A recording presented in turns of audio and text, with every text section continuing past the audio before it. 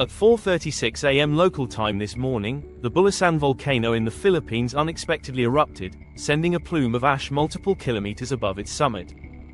However, I only have one video of the actual eruption because it solely took place during the dark since the sun would not rise until 5:24 a.m. However, from this collection of images we can see that an unusually lengthy pyroclastic flow was generated, at least for this volcano, hence the degassing seen from Bulusan's southwestern edifice after the 24-minute-long eruption ended. I have made a preliminary pyroclastic flow geolocation attempt for this pyroclastic flow, with it seemingly traveling 3 kilometers or 1.86 miles to the west-southwest, stopping 1,400 meters from the closest structure. Ash from the eruption ashfall extent rose into a 6,096 meter or 20,000 foot high plume which subsequently drifted to the west and west-northwest, causing a trace to 1 millimeter thick of ash to fall on select towns within a 25-kilometer radius.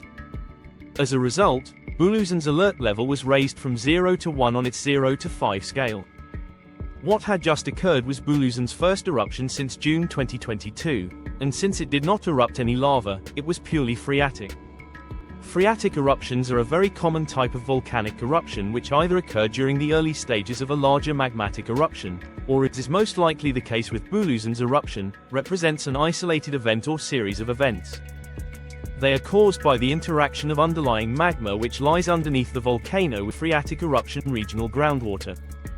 This magma generates large quantities of heat which is transferred upwards and outwards to surrounding rock. Some of this rock subsequently heats ever-present groundwater, flashing it to steam, and since steam takes up about 1,600 times the volume of the water it once was, this causes an immense amount of pressure to build.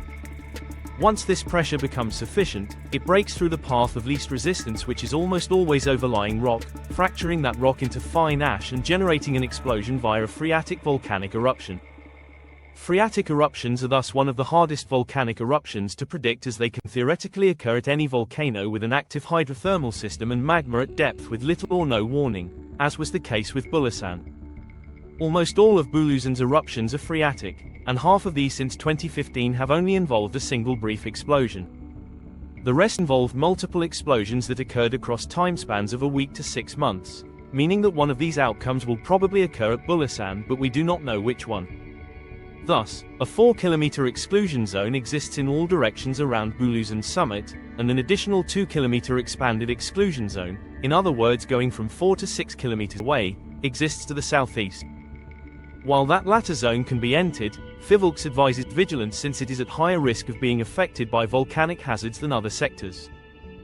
PHIVOLCS also recommends wearing an anti-particulate mask until the ash on the ground clears, as very fine particles if they get in your lungs are bad for your health, including an increased risk of lung cancer. While today's eruption column was higher than several other recent eruptions from the same volcano, it seemingly deposited less ash than prior events. Regardless, due to the implied volume of the material in place by the eruption VEI pyroclastic flow, I estimate that around 1.1 million cubic meters of tephra was ejected, meaning this latest eruption would be just barely assigned a volcanic explosivity index of a 2. I can also presume that Bulusan's small summit crater lake was vaporized by the eruption, but this will likely be quickly refilled by subsequent rainfall. Irosan caldera. For my non-Filipino viewers, you might be wondering why around 70,000 people live in close proximity to what is the nation's third most historically active volcano. While there are a number of reasons, one key component is the very good farmland. The soil is very nutrient-rich from Bulusan's frequent small-volume eruptions, but there is also a hidden component. You see that giant suspiciously flat area to the southwest of Bulasan? That actually represents the floor of an ancient 12-kilometer-wide caldera that formed in an eruption about half as large as Tambora's 1815 eruption, albeit 41,404 years ago. That eruption emplaced dozens of meters thick of nutrient-rich material which will provide great soil for farmland for many subsequent tens of thousands of years. As a final note, I would like to thank my new YouTube channel member Elijah Govardhan for supporting my work.